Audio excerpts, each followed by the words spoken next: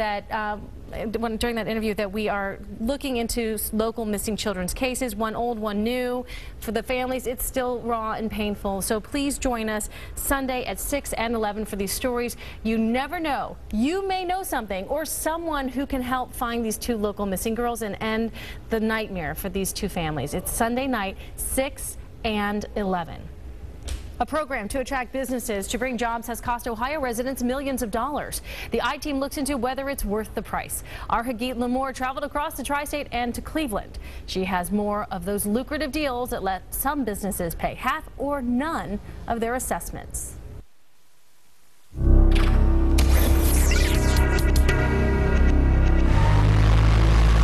You're looking at a job that didn't exist 5 years ago.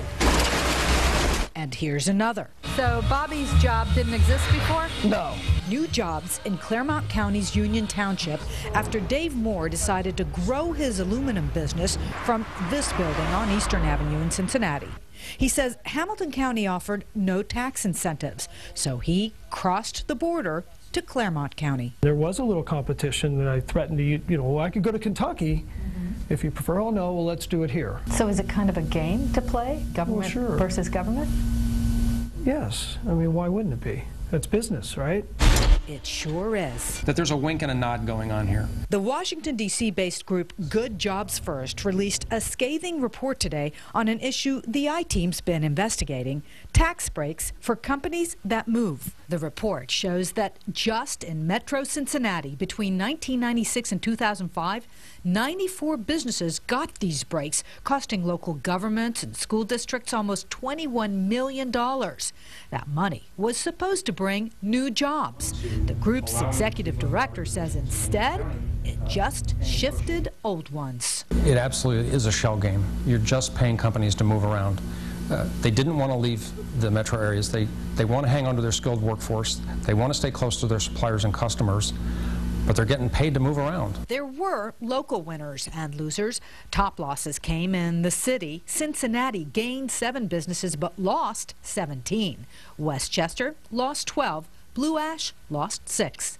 Winners include Evendale with 12 businesses moving in for tax breaks. Hamilton got 11, and Union Township gained 6, including Moore's business. And what a gain. Take a look at the empty field that sprouted a business that looks like this today. And the jobs have far exceeded what Moore promised in his enterprise zone contract to keep 4 jobs and create 2 new ones every year. Instead, he's grown to 24 jobs and expects more growth.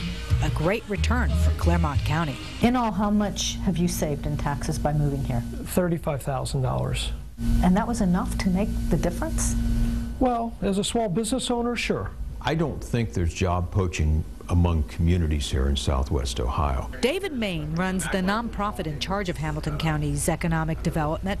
He says today's study misses an important point that justifies the tax breaks. When you have a situation like Hamilton County, where we're a border county, we have to deal not only with counties surrounding us in Ohio, but also dealing with 2 other states that can be very competitive. But Leroy says most companies don't cross state borders, just shift within Ohio, getting breaks other property owners have to make up.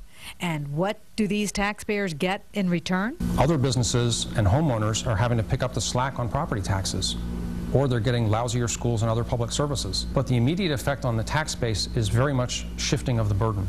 Claremont County, Moore just keeps building his field of dreams, literally. Since he had space, he added a baseball field for local Little League teams on his own dime.